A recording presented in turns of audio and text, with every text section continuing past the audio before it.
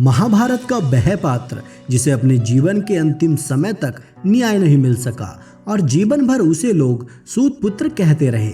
लेकिन सबसे बड़ी विडंबना यह थी कि वह खुद भी नहीं जानता था कि वह सूर्यदेव और माता कुंती का पुत्र है। आज की इस वीडियो में हम आपको सूत पुत्र कर्ण नहीं बल्कि सूर्य पुत्र कर्ण के बारे में बताने जा रहे हैं, क्योंकि यह कथा उस समय की है जब कर्ण का वध अर्जुन के हाथों हो चुका था, लेकिन उसके प्राण अभी शेष थे और वह जानता था कि वह सूर्यदेव का अंश है। आज हम आपको बताएंगे कि शरीर त्यागने से पहले जब श्री कृष्ण कर्ण के निकट गए तो कर्ण ने उनसे कौन सी अपनी अंतिम इच्छा बतलाई थी। तो स्वागत है दोस्तों आपका अपने YouTube channel fun with mystery पर। महाभारत में बताई गई कथा के अनुसार युद्ध के 17वें दिन जब कर्ण और अर्जुन कुरुक्षेत्र के मैदान में युद्ध करने आए, तब दोनों में भीषण युद्ध हुआ जो काफी समय तक बिना किसी निर्णय के चलता रहा। यह देखकर भगवान श्री कृष्ण चिंतित हो गए और मन ही मन सोचने लगे कि अगर आज सूर्यास्त से पहले कर्ण नहीं मारा गया तो पांडवों के लिए यह धर्म युद्ध जीतना असंभव हो जाएगा। फिर उन्हें एक उपाय सूझा और वो बीच युद्ध से अर्जुन को कुरुक्षेत्र के मैदान से दूर लेकर जाने लगे। यह देख पहले तो अर्जुन ने ही कृष्ण से पूछा, हे वासुदेव, आप मुझे बीच युद्ध से कहाँ लेकर जा रहे हैं? पीठ दिखाना तो कायरों का कर्म है। तब श्री कृष्ण मुस्कुराते हुए बोले, हे पार्थ, कभी कभी युद्ध में विजय प्राप्त करने के लिए रणभूमि को छोड़ना भी पड़ता है, और ये तो तुम भली भांति जानते ही हो कि मेरा एक नाम रणछोड़ भी है। उधर अर्जुन को युद्ध के मैदान से दूर जाता देख कर्ण भी मन ही मन सोचने लगा कि वासुदेव अर्जुन को कहाँ लेकर जा रहे हैं, और यही सोचकर वह अर्जुन के रथ के पीछे उसे ललकारते हुए चल पड़ा। कर्ण की ललकार सुनकर अर्जुन श्री कृष्ण को रथ रोकने के लिए कहते रहे, परंतु श्री कृष्ण मुस्कुराते हुए आगे बढ़ते रहे। कुछ देर कर्ण के पीछा करने पर वासुदेव ने अर्जुन के रथ को रोक दिया और फिर दोनों ओर से बाणों की बारिश होने लगी। इसी बीच कर्ण के रथ का एक पहिया भूमि में धंस गया। यह देख अर्जुन ने कर्ण पर बाण चलाना छोड़ दिया। तब वासुदेव अर्जुन से बोले, पार्थ, तुमने बाण चलाना क्यों छोड़ दिया?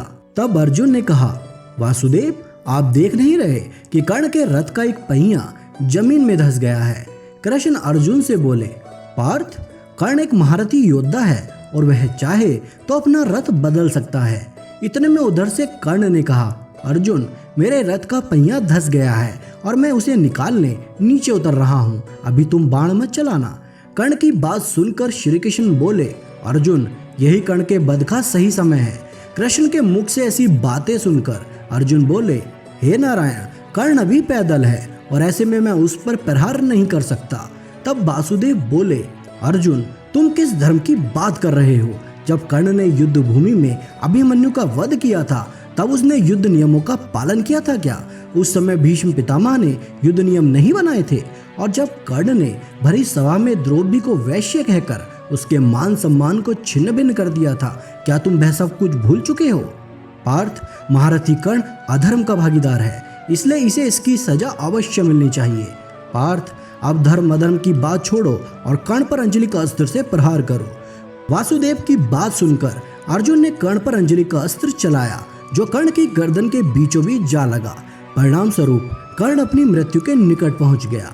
उसके बाद श्री कृष्ण के मन में कर्ण की दानवीरता की परीक्षा लेने का विचार आया और वह एक ब्राह्मण का रूप लेकर कर्ण के पास पहुंच गए। उन्होंने कर्ण से कहा, हे कर्ण, मैंने तुम्हारी दानवीरता के बहुत किस्से सुने हैं। मैं आपसे एक उपकार की अपेक्षा करता हूँ, कृपया मेरी सहायता करें। मेरी पुत्री का विवाह है और मैं अपनी पुत्री को स्वर्ण देने में असमर्थ हूँ, कृपया मेरी दुविधा का निवारण करें। यह सुन दानवीर कर्ण ब्राह्मण से बोले, हे देव, मैं निहत्था हूँ, इस समय मेरे पास आपको देने के लिए कुछ भी नहीं है। इस पर ब्राह्मण ने कहा, अंगराज, अभी भी आपके पास ऐसा कुछ है जिसे आप दान कर सकते हैं। यह सुन कर्ण समझ गए कि यह कोई साधारण ब्राह्मण नहीं है बल्कि ये ब्राह्मण रूपी कोई देव है। असमंजस में पड़कर कर्ण उस ब्राह्मण से पूछने लगे, बताइए ब्राह्मण, मेरे पास ऐसा क्या है जिससे मैं आपकी सहायता कर सकूं? तब ब्राह्मण बोले, आपके सोने के दांत। तब कर्ण ने बिना संकोच किए अपने सामने पड़े पत्थर को दांत पर मारकर उसे लेने की बात कही। यह सुन ब्राह्मण बोले, राजन, दान दानवीर द्वारा दिया जाता है, स्वयं नहीं लिया जाता।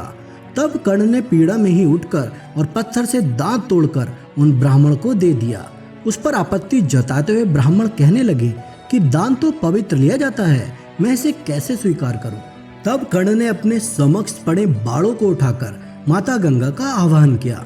उसके बाद माँ गंगा की सहायता से कर्ण ने उन दांत को पवित्र कर उस ब्राह्मण को दे दिया। इसके बाद कर्ण ने उस ब्राह्मण से आग्रह किया कि देव, मुझे अपने असली रूप में दर्शन दीजिए, मैं आपके दर्शन करना चाहता हूँ। कर्ण की दानवीरता से खुश होकर हरिकृष्ण ने अपने असली रूप में दर्शन देते हुए कहा, कर्ण, तुम जैसा दानवीर त्रिलोक में कोई नहीं है। जब तक इस ब्रह्मांड में सूर्य और चांद रहेंगे, तुम्हें दानवीर कर्ण के नाम से जाना जाएगा। मैं तुम्हारी दानवीरता से बहुत खुश हूँ। तुम जो चाहो मुझसे वरदान मांग सकते हो।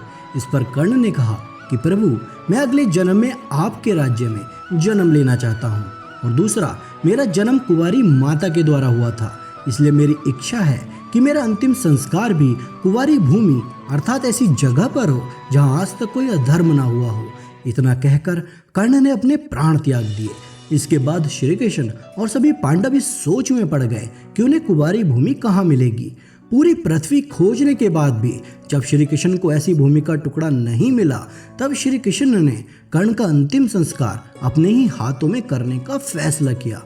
दोस्तों, उम्मीद है आपको दानवीर कर्ण से संबंधित यह कथा पसंद आई होगी।